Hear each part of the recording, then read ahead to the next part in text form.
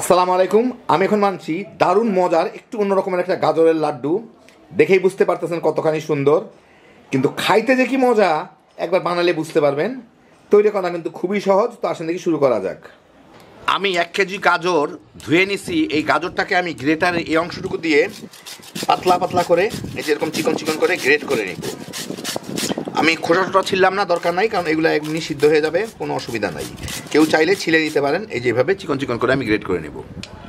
আমি এখানে 1 লিটার দুধ বলক দিয়ে নিছি, জাল দিয়ে নিছি। এটার জালটা আমি একদম কমাই। এর মধ্যে আমি 1 টেবিল চামচ ভিনেগার দিয়ে এইটাকে দুধটাকে আমি ছানা বানায় নেব। এই যে ভিনেগার দেওয়ার সাথে সাথে দেখেন দুধটা সবুজ পানি ছেড়ে দিছে। মিনিট খানেক রাখলেই এটা পুরা ছানা হয়ে যাবে। স্বচ্ছ সবুজ পানিটা পেয়ে যাব। এই যে দেখেন হয়ে গেল। এখন আমি চুলাটা বন্ধ করে দিই।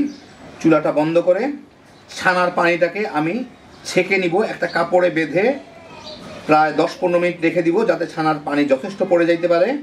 একটু শক্ত শক্ত টাইপের ছানা হয়, মাঝারি শক্ত, মানে আমাদের রুটি পরোটা বেলার মতো শক্ত হয়। কাপড়ে বেঁধে ঝুলে রাখলেই হয়ে যাবে। আপনাদের আমি দেখাই দিচ্ছি। তো পানি ঝরায় ছানাগুলাকে আমি প্রায় আধা ঘন্টার মতো মানে এইভাবে একটা জর্জেট কাপড়ের মধ্যে নিয়ে ঝুলে রাখছিলাম।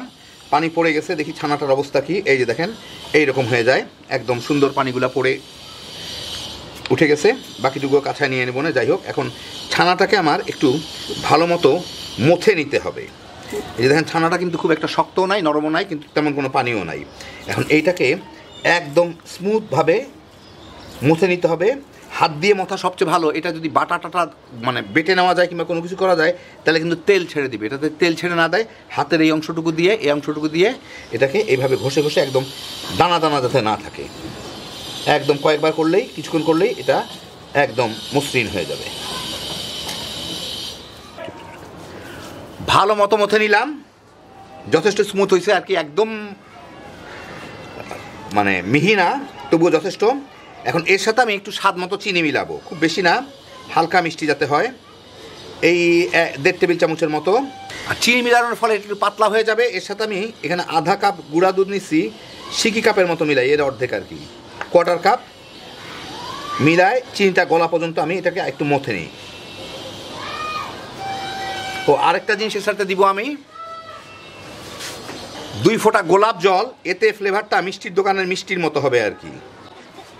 বাস, এবার এটাকে ভালো মতো মুথে নিই চিনিটা গলা পর্যন্ত। যদি প্রয়োজন হয় আমি কিন্তু আরেকটু গুঁড়া দুধ দিব, আগে দেখে নিই কতটুকু নরম হয় এটা আর কি। চিনিটা গলে এটা বেশ নরম হয়ে গেছে। এখন আমি বাকি গুঁড়া দুধটুকুও দিয়ে দিব। তো আমি এখানে আধা কাপ গুঁড়া দুধই ব্যবহার করলাম। তো ভালো মতো মেখে নিলাম। এখন আমি যেটা করব সেটা হচ্ছে, এটা কাছায় টাছায় নিব, পরে আপনাদের আগে দেখাই দিই। আমি এখান থেকে নিয়ে এগুলো দিয়ে ছোটো ছোটো এরকম বলের মতো করে নিব, ছোটো ছোটো বলের মতো করে নিব। এই যে এরকম ছোটো ছোটো বলের মতো তৈরি করে নিব, একটু শুকনা শুকনা টাইপের। আমি গাজরগুলাকে এইভাবে কড়াই নিলাম। একটা কড়াইয়ে নিয়ে এটাকে আমি এখন মাঝারি আছে জাল দিয়ে সিদ্ধ করে নিব। একটু পরে গাজরটা একটু পানি ছাড়বে আর কমে গেলে একটু নরম হয়ে যাবে। এর মধ্যে ঘি তেল কোনো কিছুই আমি দিব না। 3-4 মিনিট জাল দিলাম, গাজরটা খুব একটা পানি ছাড়তেছে না, অসুবিধা নাই। এখন আমি এর মধ্যে 1 কাপ দুধ দিয়ে দিব। আর একই সাথে এখানে আধা চামচের একটু বেশি আছে এলাচির গুঁড়া, এই এলাচির গুঁড়াটা দিয়ে দিব। দিয়ে এখন এটাকে মাঝারি থেকেও একটু কম আছে নেড়ে চেড়ে সিদ্ধ করে নিব, গাজরটা যাতে ভালো মতো সিদ্ধ হয়ে গলা গলা অবস্থায় আসে আর কি। প্রায় 20 মিনিটের মতো জাল দিলাম, গলে গেছে, একটু শুকায় শুকায়ও গেছে, যেটা একদম গলেই গেছে, প্রায় ভালো গলে গেছে, অসুবিধা নাই। এখন আমি এর মধ্যে আধা কাপ গুঁড়া দুধ দিব, দিলে টেস্টটা ভালো আসে। এর সাথে একটু মিলায় নিই, অবশ্যই এমনি মিলে যাবে। আর এর সাথে আমি প্রথমে আধা কাপ চিনি দিব, দিয়ে দেখি কতদূর মিষ্টি হয়, তারপরে যদি লাগে দিব, না লাগলে দিব না। চিনিটা দিলে এটা এখন পানি পানি হয়ে যাবে। তারপরে আবার আমাকে এটাকে শুকায় নিতে হবে, আর এর কালারটাও একটু বদলায় যাবে।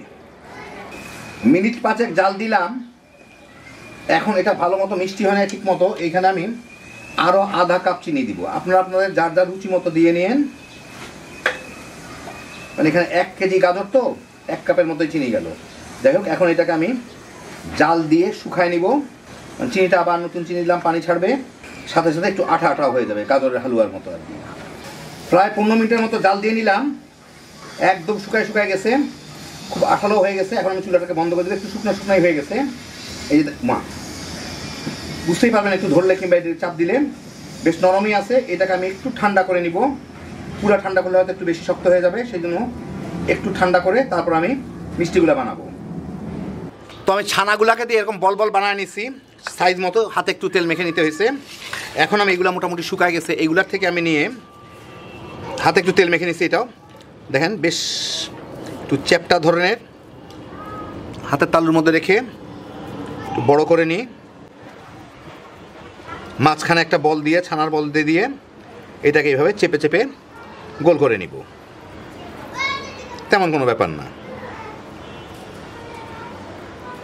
খেয়াল রাখবো যাতে চতুর্দিকে সমান হয়। বাস এটাকে এখন সুন্দর করে একটু হাত দিয়ে গুল্লা গুল্লা করে নিলাম, ফাটাফুটা যাতে কম থাকে, আর থাকলেও তত কিছু হবে না। এইভাবে সবগুলাকে করে নিব। করে নেওয়ার পর আমার যেটা করতে হবে সেটা হচ্ছে, পাশেই আমি একটু গুঁড়া দুধ রাখছি একটা প্লেটে। এই গুঁড়া দুধের মধ্যে এটাকে গড়ায় নিলে ভিতরে ফাটামাটা যা আছে সবগুলা ইমপারফেকশন যেটুকু থাকবে সবটুকু দূর হয়ে যাবে। দেখেন বাস এইভাবে সবগুলাকে আমি লাড্ডু গুড্ডু বানায় নেব।